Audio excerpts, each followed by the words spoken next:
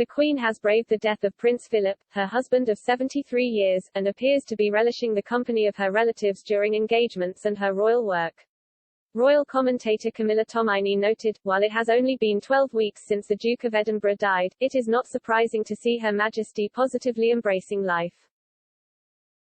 And this is because the monarch is likely doing what her strength and stay, as she called Philip on the golden wedding anniversary, would have wanted for her.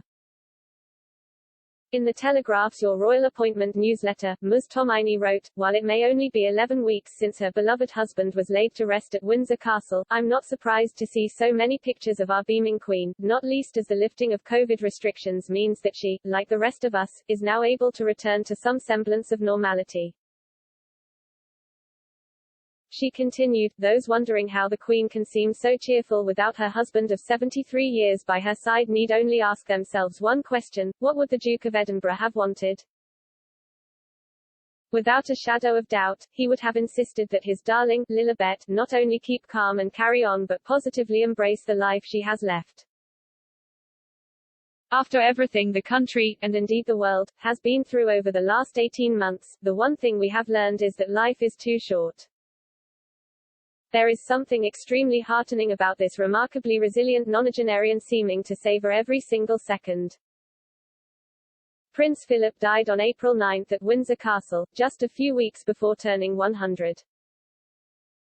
His funeral took place on April 17 and was attended only by 30 people in accordance with the COVID-19 restrictions in place at the time.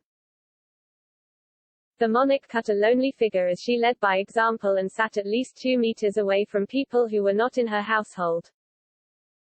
But, despite her tremendous loss, she returned to work at the end of the royal mourning period, when she returned to meet diplomats via video link.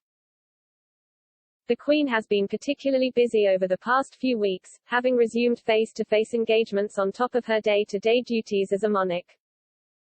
Almost a month ago, she traveled to Cornwall to attend a reception with leaders at the G7 summit, where she also met for the first time US President Joe Biden and the US First Lady Dr. Jill Biden. On the following day, she celebrated her official birthday with a streamlined Trooping the Colour parade in the quadrangle at Windsor Castle.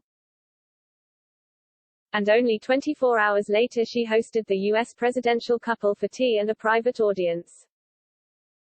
2 weeks ago, Her Majesty resumed her in-person weekly audience with Prime Minister Boris Johnson, after carrying him out via phone call since the beginning of the pandemic. And last week she toured Glasgow, Edinburgh and Stirling as part of the annual Royal Week north of the border.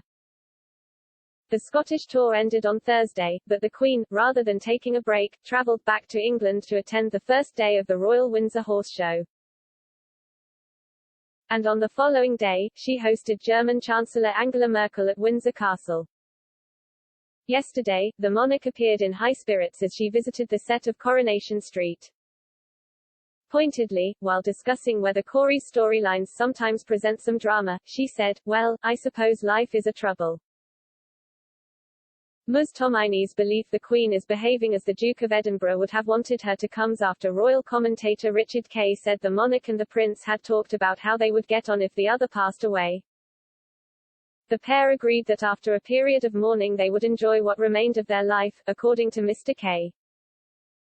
Writing in the Daily Mail, the royal expert said, the two had often discussed how each would cope without the other at their side, and it boiled down to this: whoever was left should mourn, but not for too long, then enjoy what remained of their life.